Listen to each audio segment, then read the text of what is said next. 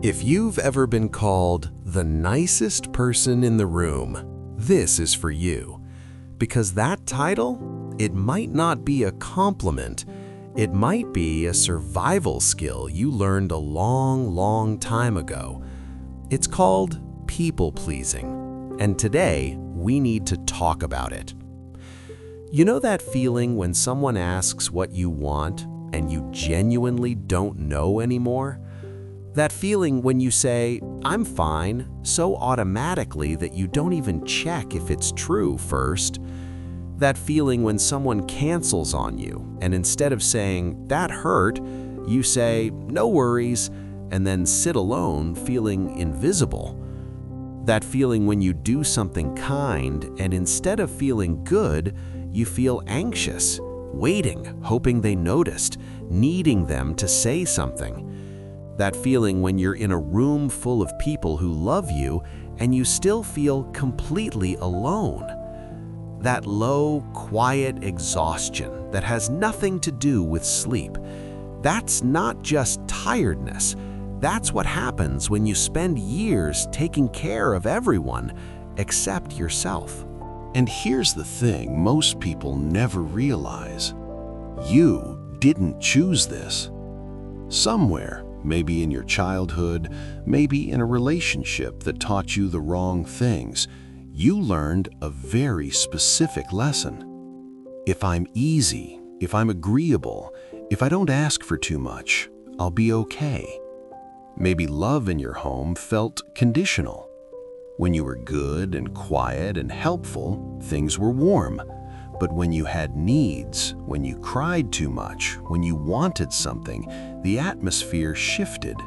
The approval disappeared. The love felt less safe. So you adapted. You made yourself smaller. You learned to read every room before you walked in.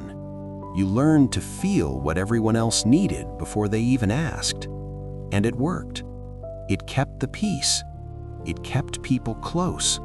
So you kept doing it for years. Until one day, it wasn't a strategy anymore. It was just who you were. Or at least, who you thought you were. But people-pleasing has a cost. A quiet, invisible, daily cost. Every time you swallow a no, your voice gets a little smaller. Every time you perform happiness you don't feel, the distance between you and real connection grows. Every time you give from an empty place, you teach yourself over and over again that your needs come last. And the people around you, they love you, but they love a version of you that never inconveniences them, that never disagrees, that never asks for anything. That's not intimacy. That's a performance. Real connection, the kind that actually fills you, requires you to be real.